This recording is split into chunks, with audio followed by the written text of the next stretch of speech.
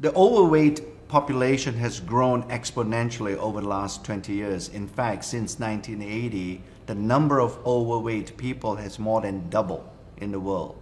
And we really feel like we can contribute to the science in this area, especially leveraging from the science that we've been involved in the last few years, specifically gene expression science and our relationship with LifeGen Technologies, the ability previously to measure aging at the genetic level, and now to be able to screen for ingredients that may have an impact on gene expression that may be relevant in the weight management area.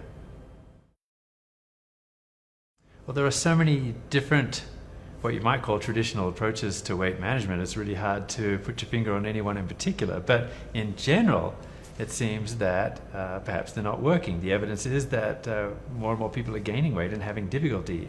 So there are some important learnings there. And again, we've been in this nutrition industry for a couple of decades or more now, and we have gained a lot of experience. Certainly there are some key learnings. One is that a typical person really believes it's just calories in and calories out. And the average person then will say, okay, I need to drop calories, so eat less. And also the way that calories go out is by exercising, right? That's how we do it. So eat less, exercise more. What we are finding with that is that people are losing weight, but unfortunately they're losing adipose tissue or fat, and also muscle, which is actually critical to hold on to and not to lose. There's good reasons for that. This muscle is your metabolic engine. The energy that you expend when you are not exercising actually accounts for most of the energy that is expended. And that's logical when you think about it. Most people don't exercise 24 hours a day. So we need to pay attention to your metabolism while you're resting, and that means maintain lean muscle. The right approach will actually help you to maintain lean muscle mass. It's not just about calories in and calories out anymore.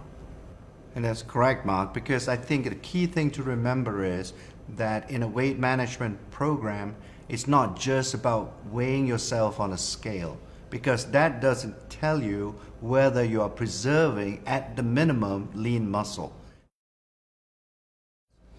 I believe that gene expression science is an important advance in our understanding of weight management.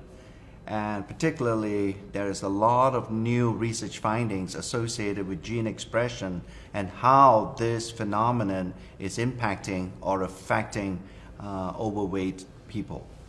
As we all know, that with gene expression, the ultimate outcome of gene expression is the production of proteins, and these proteins play a very important role in how the body functions, in fact, how the body puts on weight, and how the body gathers and stores fat. And in fact, I think it's important for people to understand that our approach has always been to target the sources of any nutritional issues. And as we understand the genes, really that's going as far upstream as you can go to understand the sources of an issue. So certainly this is something that we can apply to weight management in a very fruitful way. What we have found, in fact, is that there are certain groups of genes which we have called youth gene clusters that when they express themselves, and that's in the wrong way, they have an influence or an effect on weight management. As you said, Joe, our approach is not just to look at one magic gene, but actually there are many genes that express themselves in the human body. So that's why you use the word clusters, of course. The three main groups that we've found are groups that are involved in metabolism overall, and in maintenance of lean muscle, and also in appetite control. So these are genes that are expressed differently, and also in different parts of the body, but they all have an impact on weight management. Yes, and in fact what that implies really that instead of using gene expression science to focus on just the fat tissue, we are also trying to see whether there are some things that we have to influence in the brain, for example, and also in the gastrointestinal tract. So if we can somehow influence all three aspects of these body tissues, we will have a much more profound impact on how we can control weight. An ideal or optimal weight management system should really consist of 4 key elements. The first key element is related to the fact is to adopt a healthy eating plan. A second key element is to make sure that lean muscle is not lost during a weight management program. Another third element that we should focus on is really on fat tissue. You know, when you lose weight, all that loss of weight should come from fat and no other tissue from your body, so that we can shape better, i.e. that our body composition reaches a healthy level, so you look better in front of a mirror and not just getting on a scale. And finally, the fourth element would be related to the fact that you should adopt a healthy exercise program. But in order to understand those key points better, it's nice to know what's going on in the body and in the cells. And gene expression science actually helps us to get a handle on that.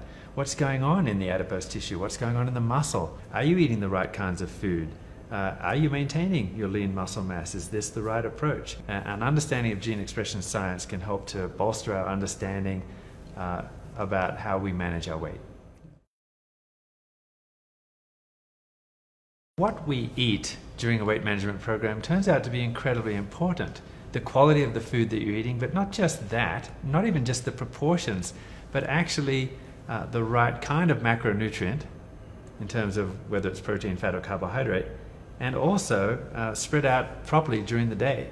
So you need to have a certain amount minimum of protein, for example, to maintain an amino acid pool in your body that's going to help you maintain muscle mass. It's going to be anabolic because it's actually helping to maintain the lean muscle tissue.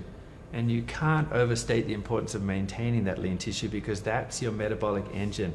And that's the problem with a lot of traditional diets, is you lose that muscle mass, so that by the time your diet is over, you've lost some of that metabolic engine. That means that the calories that you're eating are not being expended in the same way that they were. You cannot sustain a diet. Diets are not sustainable. Our program consists of an eating plan which is sustainable, that you can adopt for the rest of your life.